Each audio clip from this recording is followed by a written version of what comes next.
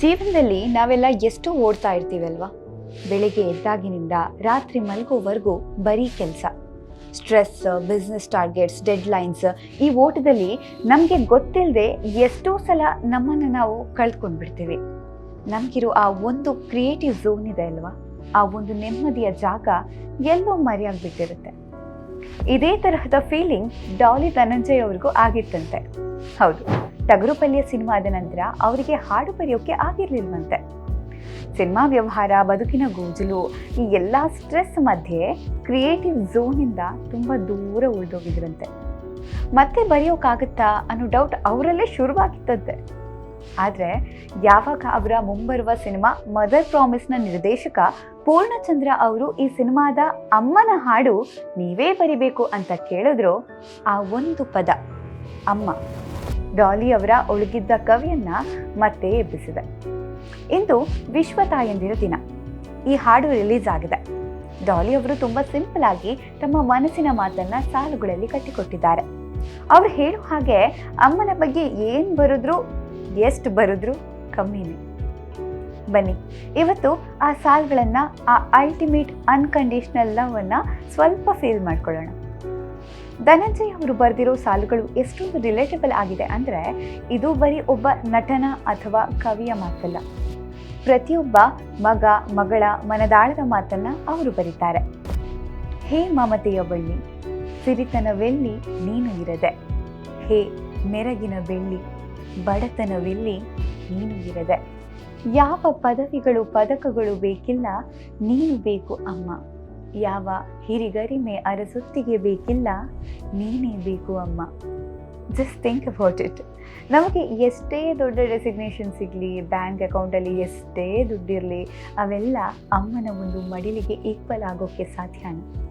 ಖಂಡಿತ ಇಲ್ಲ. ನನ್ನಮ್ಮ ನಿನ್ನ ಮಡಿಲಿನಲ್ಲಿ ಆ ಚಂದ್ರನು ಆಟಿಕೆ. ನನ್ನಮ್ಮ ನಿನ್ನ ಮಡಿಲೇ ತಾನೇ ಶ್ರೀಕೃಷ್ಣನ ದ್ವಾರಕ್ಕೆ. ಎಂತಹ ಅದ್ಭುತವಾದ ಸಾಲುಗಳು ನೋಡಿ.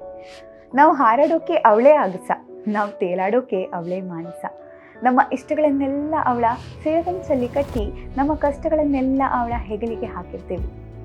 ಎಷ್ಟೋ ಸಲ ನಾವು ನಮ್ಮ ಲೈಫ್ ಪ್ರಾಬ್ಲಮ್ಸಲ್ಲಿ ಸಿಕ್ಕಾಕೊಂಡಾಗ ನಮಗೆ ಬೇಕಾಗಿರೋದು ಯಾವ ಥೆರಪಿನೂ ಅಲ್ಲ, ನಾನಿದ್ದೀನಿ ಕಂದ ಅನ್ನೋ ಅಮ್ಮನ ಒಂದೇ ಒಂದು ಮಾತು ಸಾಕು. That's the real magic. Daali ಅವರ ಈ ಪೋಸ್ಟ್ ನೋಡಿದ ಮೇಲೆ ನಮ್ಮ ಜನ ಸುಮ್ಮನೆ ಇರ್ತಾರಾ? ಸೋಷಿಯಲ್ ಮೀಡಿಯಾದಲ್ಲಿ ನೆಗೆಟಿವ್ ಕಮೆಂಟ್ಸ್ ಎಲ್ಲ ತುಂಬಿರುತ್ತೆ ಅಂತ ಅಂದ್ಕೊಳ್ಳೋದು ಮಾತ್ರ ಅಲ್ಲ, ಇಲ್ಲಿ ಎಷ್ಟೋ ಸಲ ಅದು ಅಪ್ಪಟ ಭಾವನೆಗಳನ್ನು ಶೇರ್ ಮಾಡಿಕೊಳ್ಳೋ ವೇದಿಕೆ ಕೂಡ ಆಗುತ್ತೆ. ಧನಂಜಯ್ ಅವರ ಸಾಲುಗಳನ್ನು ಓದಿ ಇನ್ಸ್ಪೈರ್ ಆಗಿರೋ ಅದು ಎಷ್ಟೋ ಜನ ತಮ್ಮದೇ ಆದ ಸಾಲುಗಳನ್ನು ಬರೆದು ಕಮೆಂಟ್ ಮಾಡ್ತಾ ಇದ್ದಾರೆ. ಆ ಕಮೆಂಟನ್ನು ಕೂಡ ನಾನು ಓದ್ತೀನಿ ಕೇಳಿ. ಒಬ್ಬರು ಬರ್ತಿದ್ದಾರೆ, ಮುರಿದ ಗೊಂಬೆಯವಳು ಒಳಗೊಳಗೆ ನಗುತ್ತಾ ಇರುವಳು, ಅಮ್ಮನವಳು ಜಗದೊಳಗೆ. ನಗುವಿನ ಹಿಂದಿನ ನೋವುಗಳೆಷ್ಟೋ, ಬದುಕಿಗಾಗಿ ಬಸಿದ ಬೆವರೆಷ್ಟೋ. ಮನೆಯವರ ಖುಷಿಗಾಗಿ, ಮಕ್ಕಳ ಫ್ಯೂಚರ್ಗಾಗಿ ತನ್ನ ಆಸೆಗಳನ್ನೆಲ್ಲ ಸಾಯಿಸ್ಕೊಂಡು ಒಳಗೊಳಗೆ ಎಷ್ಟೇ ನೋವಿದ್ರೂ ಕೂಡ ಹೊರಗಡೆ ಆ ನಗು ಮುಖ ಇಟ್ಕೊಂಡು ಓಡಾಡ್ತಾರಲ್ಲ, that takes a different level of strength. ಅದೇ ಕವನದಲ್ಲಿ ಇನ್ನೊಂದು ಸಾಲಿದೆ ಕೇಳಿ. ಪಾತ್ರೆಗಷ್ಟೇ ಗೊತ್ತು ಅವಳ ಕೋಪ. ನಾವು ತಪ್ಪು ಮಾಡಿದಾಗ ಅವಳು ಸಿಡ್ಕುತ್ತಾಳೆ, ಕೋಪನೂ ಮಾಡ್ಕೊಳ್ತಾಳೆ. ಆದರೆ ಆ ಕೋಪದ ಹಿಂದಿರೋ ಪ್ರೀತಿ ಆ ದೇವರಿಗಷ್ಟೇ ಗೊತ್ತು. ನಮ್ಮ ಕೋಪಕ್ಕೆ ಸುಮ್ಮನಾಗಿ ಮತ್ತೆ ಮತ್ತೆ ನಮ್ಮನ್ನೇ ಪ್ರೀತಿಸುವ ಏಕೈಕ ಜೀವ ಅಂದರೆ ಅದು ಅಮ್ಮ. ಲೈಫಲ್ಲಿ ನಾವೆಲ್ಲ ಒಂದಲ್ಲ ಒಂದ್ಸಲ ಸೋತಿರ್ತೀವಿ. ಇಡೀ ಪ್ರಪಂಚವೇ ನಮ್ಮನ್ನು ಝೀರೋ ಅಂತ ನೋಡುವಾಗ, ಏನಾಗಲ್ಲ ಬಿಡು, ಮುಂದಿನ ಸಲ ಸರಿ ಹೋಗುತ್ತೆ ಅಂತ ಬೆನ್ನಿಗೆ ನಿಲ್ಲೋದು ಅವಳು ಮಾತ್ರ. ಪ್ರಪಂಚ ನಮ್ಮಿಂದ ದೂರ ಆದರೂ ಅವಳು ಮಾತ್ರ ನಮ್ಮ ಜೊತೆನೇ ಇರ್ತಾಳೆ ಅನ್ನೋ ಆ ಕಾನ್ಫಿಡೆನ್ಸ್ ಇದೆಯಲ್ಲ, ಅದು ಕೋಟಿ ಕೊಟ್ಟು ಸಿಗಲ್ಲ. ಮತ್ತೊಂದು ಕಮೆಂಟಲ್ಲಿ ಆ ತಾಯಿಯ ನಿಸ್ವಾರ್ಥ ಸೇವೆಯನ್ನು ಎಷ್ಟು ಸುಂದರವಾಗಿ ವರ್ಣಿಸಿದ್ದಾರೆ ಅಂದರೆ ಕೇಳಿ. ತಾನು ಹರಿದ ಬಟ್ಟೆ ತೊಟ್ಟು ಬೆವರಲ್ಲಿ ಸ್ನಾನ ಮಾಡಿದ್ರು, ಹಬ್ಬ ಹರಿದಿನಕ್ಕೆ ಉಡುಗೆ ಕೊಟ್ಟು ಎಣ್ಣೆ ನೀರೆರೆದವಳು. ನೈವೇದ್ಯ ಪಡೆದು ವರ ನೀಡುವ ದೇವರೆದುರು ನಿಸ್ವಾರ್ಥದಿಂದ ಸೇವೆ ಮಾಡಿ ದೇವರಾದಳು. Wow, just wow. ದೇವಸ್ಥಾನಕ್ಕೆ ಹೋದರೆ ದೇವರಿಗೂ ನಾವು ನೈವೇದ್ಯ ಕಾಣಿಕೆ ಕೊಟ್ಟು ನನಗೆ ವರ ಕೊಡು, ಈ ವರ ಕೊಡು, ಆ ವರ ಕೊಡು ಅಂತ ಕೇಳ್ತೀವಿ. It's almost like a transaction. ಆದರೆ ಅಮ್ಮ, ಅವಳಿಗೆ ಯಾವ ಕಾಣಿಕೆಯೂ ಬೇಡ, ಯಾವ ನೈವೇದ್ಯವೂ ಬೇಡ. ಮಗು ಅತ್ತಾಗ ತುತ್ತಿಟ್ಟು ಹಸಿವು ನೀಗಿಸ್ತಾಳೆ.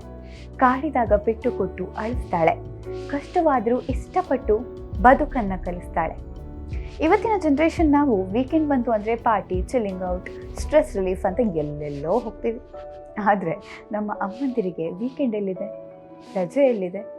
ಅವಳು 24/7 365 ಡೇಸ್ ಕೆಲಸ ಮಾಡುವ ಒಂದು ಮೆಷಿನ್ ಆಗಿಬಿಟ್ಟಿದ್ದಾಳೆ ಅಂತ ನಮಗೆ ಎಷ್ಟೋ ಸಲ ಅನಿಸೋದೇ ಇಲ್ಲ. ನಾವು ನಗು ಬೀರಿದ್ರೆ ಅವಳು ನೋವನ್ನೆಲ್ಲ ಮರೆತುಬಿಡ್ತಾಳೆ. ಮಕ್ಕಳ ಏಳಿಗೆಗೆ ಹಗಲಿರುಳು ದುಡಿದಳು ನನ್ನವ್ವ, ನಿನ್ನನ್ನು ಬಣ್ಣಿಸುತ್ತಾ ಹೋದರೆ ಪದಗಳೇ ಸಿಗಲ್ಲ ನನ್ನವ್ವ ಅಂತ ಆ ಕಮೆಂಟ್ ಮುಗಿಯುತ್ತೆ. ಹೌದು, ಅಮ್ಮನನ್ನು ಬಣಿಸೋಕೆ ಈ ಪ್ರಪಂಚದಲ್ಲಿರೋ ಯಾವುದೇ ಡಿಕ್ಷನರಿಯಲ್ಲಿರೋ ಪದಗಳು ಸಾಲದು. ಡಾಲಿ ಧನಂಜಯ್ ಅವರ ಮದರ್ ಪ್ರಾಮಿಸ್ ಚಿತ್ರದ ಈ ಒಂದು ಹಾಡು ಬರೀ ಸಿನಿಮಾದ ಹಾಡಲ್ಲ, ಇದೊಂದು ಎಮೋಷನ್.